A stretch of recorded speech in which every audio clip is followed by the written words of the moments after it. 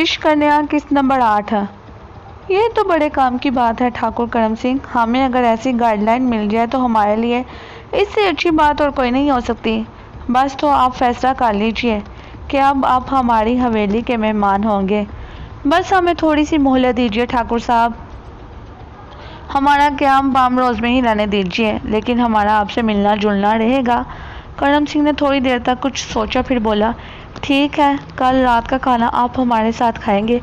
इसके बाद हम ये फैसला करेंगे कि आपको किस तरह आगे क्याम करना चाहिए।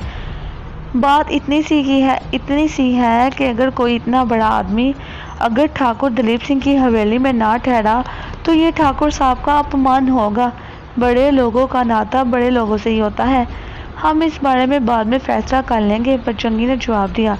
बजरंगी खुश था कि जो काम वो चाहता था वो खुश असलूबी से हो रहा था। अलबत्ता उसने सतरानी से कहा था, तू तो बड़ी बकट हो गई है भाई, मेरे मन पर भी कब्जा कर लिया तुमने। वो तो कब से किए बैठी हूँ बाबा, कोई आज की बात है, सतरानी ने मुस्कुराते हुए कहा। और बातें भी खूब बनाना आ गई हैं तुझे। मैं कहता हूँ ये सब तूने सीखा कहाँ से?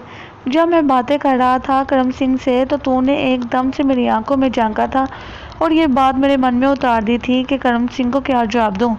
बाबा, मैंने कहा है ना तुमसे कि मुझे इन सारी चीज़ों के बारे में कुछ नहीं मालूम। बस भगवान की दी हुई शक्ति है जो मुझे बताती है कि ये काम मुझे किस तरह करना है। अच्छा खैर, हम जिस मकसद के लिए यहाँ आए थे वो खुद ब खुद हमारे सामने आ गया है और तुझे मालूम है कि हमें क्या करना है। सतरानी और बजरंगी बहुत देर तक आइंदा के मंसूबों पर गौर करते रहे। दूसरे दिन कोई 12 बजे के करीब करम सिंह उनके पास पहुंच गया। क्षमा चाहता हूँ आप लोगों से। भगवान जाने ऐसे कौन सा जादू है आपके पास कि मनुष्य को दीवाना कर देता है। आप ही के बारे में सोचता रहा हूँ। बाईजी से तज़किरा किया तो कहने लगे, तुम्हें हर कीमत पर इन लोगों को साथ लेकर आना चाहिए था। आप सब लोग बहुत अच्छे हैं, बजरंगी ने कहा, और आप दोनों हमसे अच्छे हैं, पर हमारी खुशी के लिए आज के प्रोग्राम में थोड़ी सी तब्दीली कर लें। अगर आपको किसी खास जगह नहीं जाना तो बस तैयार हो जाए और हमारे साथ चलें। रात के भोजन के लिए इंतज़ार करना ज़रूरी नहीं है। असल चीज़ तो हमारा आपसे मिलना है। इतने प्रेम से अगर कोई अपने साथ ले जाना चाहे तो फिर इनकार कोई अच्छी बात नहीं होती। आप तैयार हो जाए, बड़ी कृपया है आपकी। कुछ देर के बाद दोनों गाड़ियां दलीप सिंह की हवेली की जानिब चल पड़ी।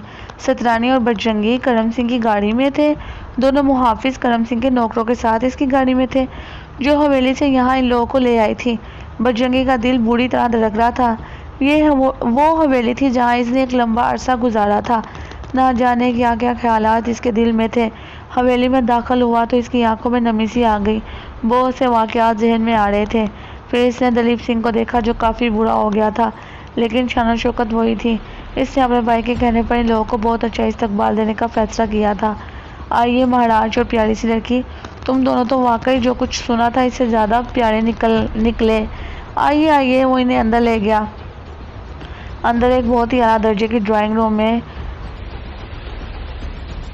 सबार जमी और बातें होने लगी। सतरानी ने ऐसी ऐसी मासूम और दिलचस्प बातें की कि दलीप सिंह इस पर रिझकर रह गया।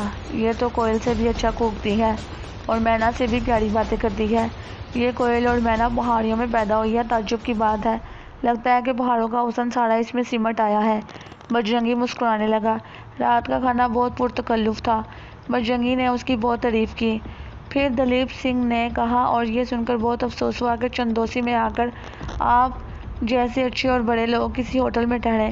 खैर, ये सब बात की बातें हैं। मैंने सुना है कि रियासत किशनपुरी के महाराज शेर तलगासन जिप्सम के कारोबार में दिलचस्पी रखते हैं। जी ठाकुर साहब, उन्होंने मुझे इसका जायज़ा लेने के लिए यहाँ भेजा है। हमने भी यही काम शुरू किया है और पूरे हिंदुस्तान में हम लोग अपना जाल फैला रहे हैं। सरदार जे तलगासन को हम चंदोसी में खुश आमदीद कहेंगे। आपको हमारी हर तरह की मदद हासिल रहेगी। हिंदुस्तान के बहुत बड़े बड़े सरमायादार इस तरफ मुतवज्जो हो रहे हैं। आप यहाँ क़याम करें। हम आपको अपने कारखानों का भी मुआयना करवाएंगे और आपको मशवरे भी देंगे कि आप किस तरह से ये काम शुरू करें। मैं खुसूसी तौर पर सरदार जे तलगासन की तरफ से आपका शुक्रिया अदा करता हूँ, क्योंकि वो इस कारोबार के बारे में बहुत संजीदा है और मालूमात के बाद उन्होंने चंदोसी में आने का फ़ैसला किया है। हम इनका बेहतरीन स्वागत करेंगे। پھر بجرنگی نے تھوڑی دیر آرام کی اجازت مانگی اور انہیں ایک انتہائی شاندار کمرہ مہیا کر دیا گیا۔ بجرنگی نے سترانی سے کہا، سترانی، کسی بھی کام میں بہت زیادہ وقت گزارنے کا مطلب یہ ہے کہ ہم حضرات کو اپنے قریب کرتے رہیں۔ کام جتنی جلدی ہو جائے اچھا رہتا ہے۔ سترانی نے مسکرا کر کہا، تو مشکل کیا ہے بوڑھے بابا کو پرلوک پہنچانا ہے نا، آج رات کو پہنچ جائیں گے۔ آپ حضرات تھوڑی دیر کے لیے کرم سنگھ کو سنبھال لینا اور مجھے دلیپ سنگھ مہاراج کے پاس اکیلا چھوڑ دینا۔ بھگوان کی دیا ہے، سب ٹھیک ہو جائے گا۔ تو بہت تیز ہو گئی ہے، مگر میں بھی ذرا دلیپ سنگھ سے کچھ باتیں کر کے اسے بتانا چاہتا ہوں کہ میں کون ہوں۔ تو ٹھیک ہے، یہ بھی ہو جائے گا، سترانی نے کہا اور بجرنگی سر ہلانے لگا۔ شام کی چائے انہوں نے حویلی کے ایک بہت ہی خوبصورت حصے میں پی تھی اور اس وقت سترانی پھولوں کو دیکھتی ہوئی کرم سنگھ کے ساتھ دور تک نکل گئی تھی۔ ادھر بجرنگی دلیپ سنگھ سے باتیں کرتا رہا تھا، لیکن ابھی اس نے ہوا تک نہیں لگنے دی تھی کہ وہ کون ہے۔ البتہ وہ دلیپ سنگھ کی آنکھوں میں جھانکتا رہا تھا اور یہ اندازہ لگانے کی کوشش کرتا رہا تھا کہ دلیپ سنگھ کو اس پر کوئی شبہ تو نہیں ہوا۔ اس کے ساتھ ساتھ وہ آس پاس بھی نگاہ رکھے ہوئے تھا۔ اس کے محافظ ہر ممکن کوشش کر رہے تھے کہ وہ ان سے زیادہ دور نہ رہیں۔ اس وقت بھی وہ تھوڑے سے فاصلے پر اپنے اسلحے کے ساتھ الرٹ کھڑے تھے۔ بجرنگی اور دلیپ سنگھ باتیں کرتے رہے۔ چپسم اور سردار چیتلک گاسین کے بارے میں باتیں ہوتی رہیں۔ رات کا کھانا بھی انتہائی پرتکلف تھا۔ رات کے کھانے پر ہی کرم سنگھ نے تجویز پیش کی، بھائی جی، آج میں نے سونمتی کو اس بات پر آمادہ کر لیا ہے کہ وہ رات یہیں قیام کرے گی۔ صبح کو میں منہ اندھیرے ان دونوں کو اپنے فارم ہاؤس پر لے جاؤں گا۔ صبح کا منظر کچھ اور ہی ہوتا ہے۔ وہاں جانے کے بعد پھر میں انہیں جپسم کے کارخانوں کی سیر کروانے لے جاؤں گا۔ میرا فارم ہاؤس اسی طرف ہے۔ ساونت سنگھ جی، ٹھیک ہے، جیسا آپ پسند کریں، بجرنگی نے جواب دیا۔ سترانی نے اسے بس اتنا بتایا تھا کہ رات کو جب ہم ٹھاکر دلیپ سنگھ کا کریا کرم کریں گے تو کرم سنگھ ہمارے ساتھ نہیں ہوگا۔ میں نے اسے سبق دے دیا ہے کہ وہ کسی کام سے چلا جائے گا۔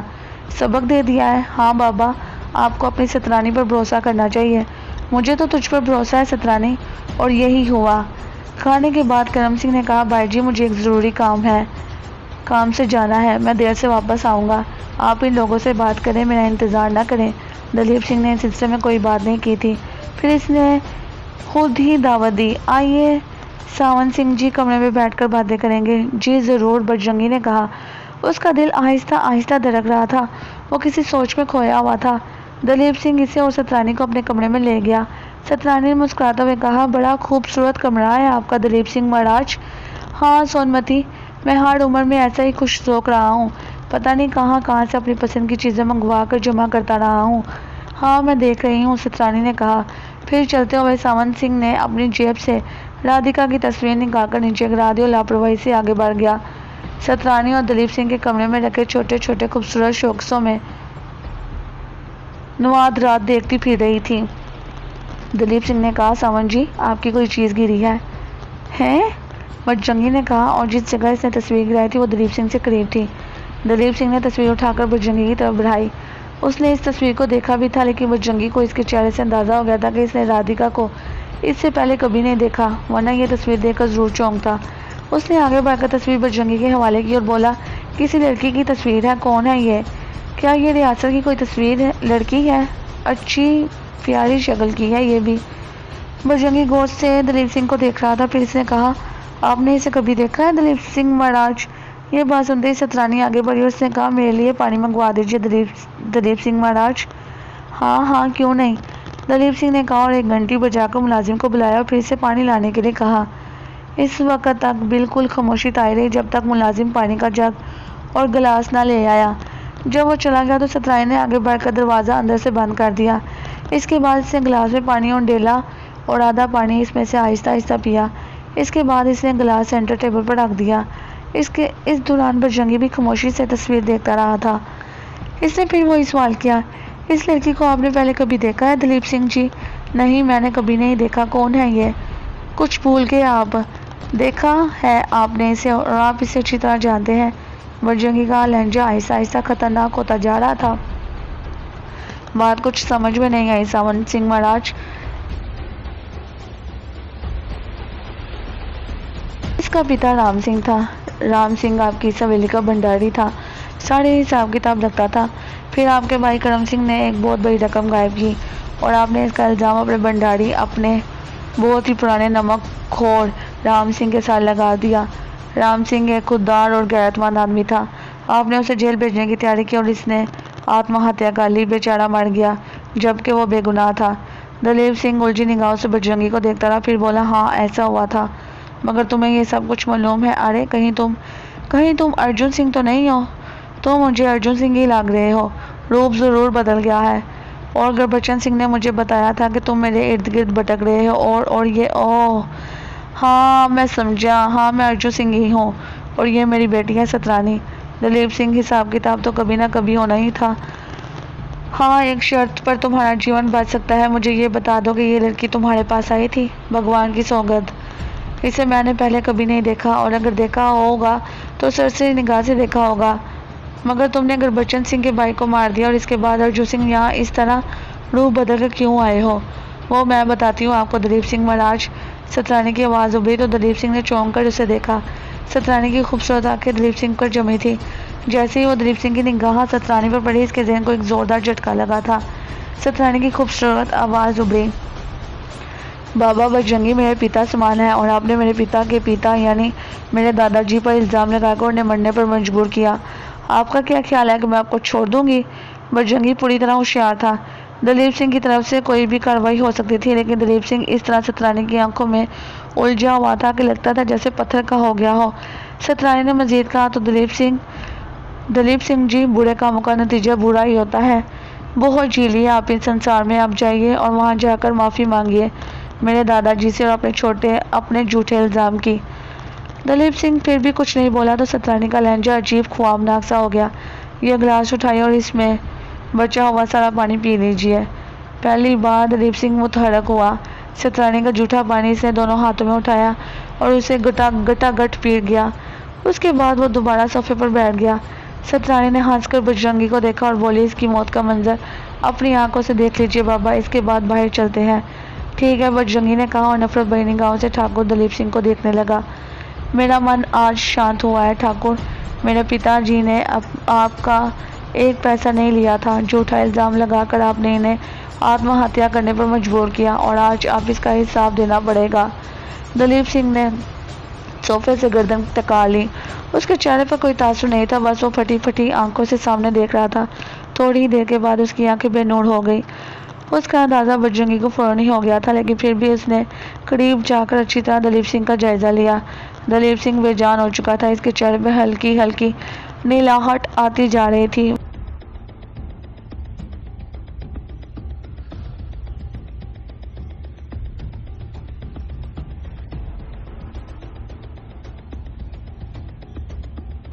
بجرنگی نے زہریلے لہجے میں کہا، آج میرے پتا کی آتما شانت ہوئی ہوگی۔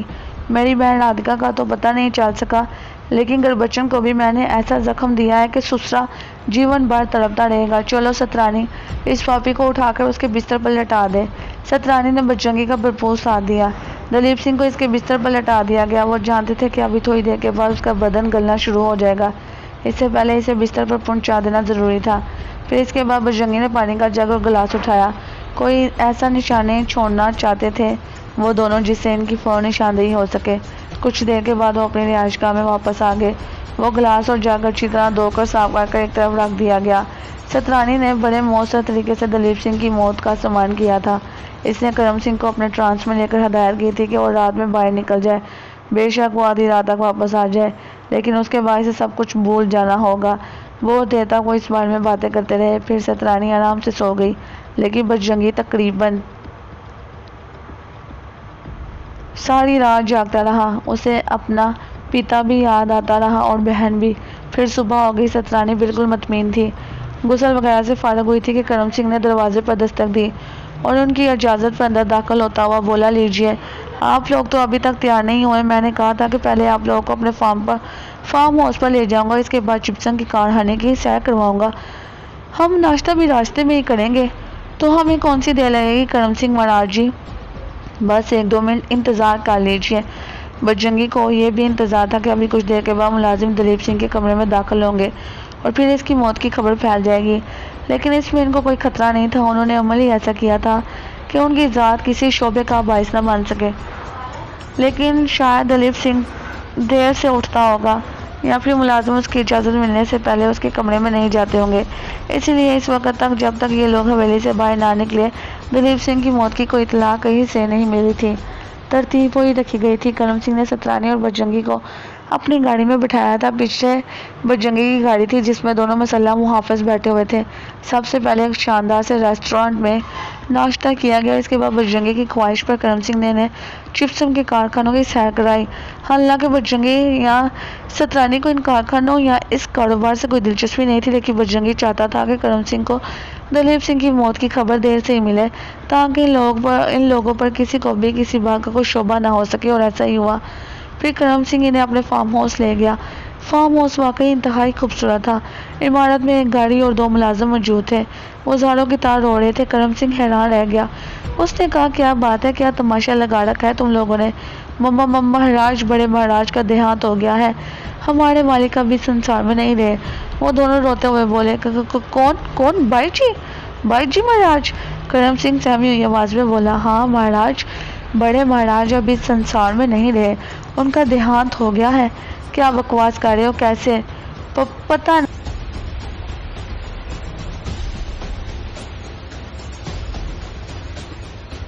ही नहीं चल रहा महाराज। हम आपको पता नहीं कहाँ कहाँ तलाश करते हुए यहाँ तक पहुँचे हैं। करम सिंह ने गिरने से बचने के लिए एक दीवार का सहारा लिया था। वो कुछ देर फटी फटी आंखों से नौकरों को देखता रहा। फिर इसे गर्दन घुमाकर सतरानी और बजरंगी को देखा और बोला, बड़े महाराज, मेरे भाई दलीप सिंह का देहांत हो गया है, मगर कैसे? चलिए वापस चलते हैं। बजरंगी ने अफसोस भरे लहजे में कहा। दिल ही दिल में इसे मुसर्रत हो रही थी। वह मन ही मन में कह रहा था कि पिताजी, आपके होनहार बेटे ने आपकी मौत का बदला ले लिया है। बहरहाल हवेली में वापसी हुई। यहाँ कड़ाह मचा हुआ था। लोग कह रहे थे कि किसी पुरस्कार जरिए ने दलीप सिंह को मार डाला है और उसकी मौत कुदरती नहीं है। इसका सारा बदन पिघल रहा है और वो हड्डियों का ढांचा बनकर रह गया है। बजरंगी और सतरानी ने भी दलीप सिंह के मसक बदन को देखा और इस तरह की अदाकारी की जैसे उन्हें भी ये सब कुछ अजीब लगा हो। फिर इसके बाद की हंगामा रैया मामूल के मुताबिक थी। खुद को मशकूक होने से बचाने के लिए बजरंगी और सतरानी ने दलीप सिंह के क्रियाक्रम तक यही रुकने का फैसला किया था। अलबत्ता तन्हाई में बजरंगी ने सतरानी से कहा था कि कहीं इस क्रियाक्रम में गुरबचन सिंह भी शिरकत ना करे और वो तुम्हें ज़रूर पहचान जाएगा। तो मैं कौन सी हर समय साथ रहूँगी, मैं अलग रहूँगी और जैसे ही हमें मौका मिलेगा हम यहाँ से निकल चलेंगे। हमारा काम तो हो ही गया है। हवेली में ज़ोर शोर से तैयारियाँ होने लगी। करम सिंह बहरहाल अपने भाई से मोहब्बत करता था। सतरानी से वो बेशक मुतासर हुआ था, लेकिन भाई की अचानक और हैरतनाक मौत ने उसे बदहुआस कर दिया था। वो बजरंगी और सतरानी पर कोई तवज्जो नहीं दे सका। क्रियाक्रम में गुरबचन तो शरीक नहीं हुआ था, लेकिन हरी राम यहाँ मुस्तकिल तौर पर मुकीम था। इसे दलीप सिंह की मौत की इत्तला मिल चुकी थी। चुनांचे इसने फौरन ही गुरबचन सिंह को इस सिलसिले में इत्तला देने की तैयारियां कर ली। इसे उदी चंदोसी से सहारनपुर जाना पड़ा था। सहारनपुर पहुंचकर वो सीधा गुरबचन सिंह के पास पहुंच गया।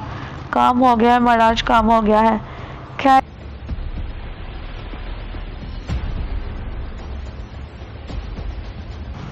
खैरियत? क्या हुआ? कौन सा काम हो गया है? गुरबचन सिंह ने कहा, ठाकुर दलीप सिंह का देहांत हो गया है। वो किसी बहुत ही खतरनाक जहर का शिकार हुए हैं, जैसे जुगर राज महाराज। गुरबचन सिंह बेचैन से खड़ा हो गया। उसने कहा, तो क्या बजरंगी और सतरानी वहाँ मौजूद है? अभी तक मैंने इन्हें नहीं दे सका महाराज। तो फिर तो क्या वहाँ तो जग मारा था? तुझे मैंने यही हिदायत की थी कि हर लम्हे वहाँ निगाह रखेगा। महाराज, नजर तो रखी थी पर मैंने इन दोनों को वहाँ नहीं देखा। कब हुआ दलीप सिंह का देहांत? आज तीसरा दिन है महाराज। तेरा सत्यानाश, और तू आज तीसरे दिन मुझे खबर दे रहा है। तुझे ये भी पता नहीं कि सतरानी और बजरंगी वहाँ मौजूद है या नहीं। अगर उन्होंने ये काम किया है तो फिर तो वो काम करके वहाँ से निकल भी गए होंगे। तेरा सत्यानाश हो। तो इस काबिल नहीं है हरिराम कि तुझे अपने पास रखा जाए। तुझे तो जीता भी नहीं रहने देना चाहिए। फौरन इंतजाम कर चंदोसी चलने का, गुरबचन सिंह ने कहा, लेकिन वक्त गुजर चुका था। बजरंगी और सतरानी दलीप सिंह के क्रियाक्रम में शरीक हुए। इसके बाद बजरंगी ने करम सिंह से इजाज़त मांगी। हमें आज्ञा दीजिए महाराज।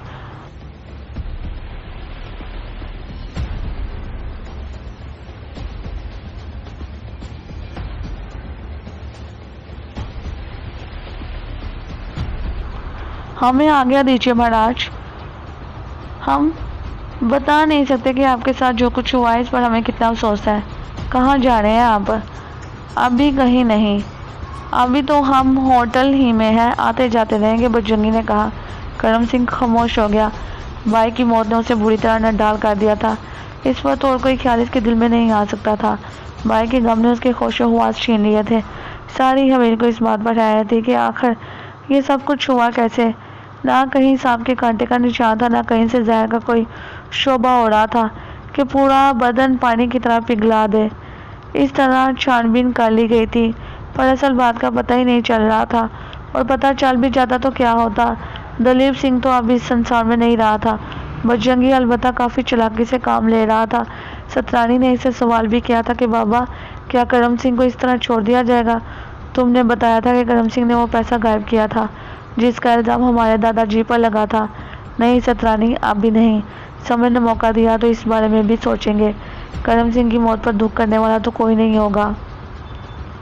اصل جھگڑا تو دلیپ سنگھ سے تھا، سو وہ ہو گیا۔ اب ہمیں فوراً یہاں سے نکل جانا چاہیے۔ بجرنگی اور سترانی اپنے دونوں محافظوں کے ساتھ عام سے انداز میں باہر نکلے تھے۔ ہوٹل کا کوئی بل وغیرہ تو تھا نہیں، پھر اتنی بڑی شخصیتوں کے بارے میں یہ سوچا بھی نہیں جا سکتا تھا کہ وہ کسی کو نقصان پہنچائیں گے۔ موقع پاتے ہی بجرنگی دلی روانہ ہو گیا، اور یہ اس کا صحیح فیصلہ تھا، کیونکہ اطلاع ملتے ہی گربچن سنگھ چندوسی کی جانب چل پڑا تھا۔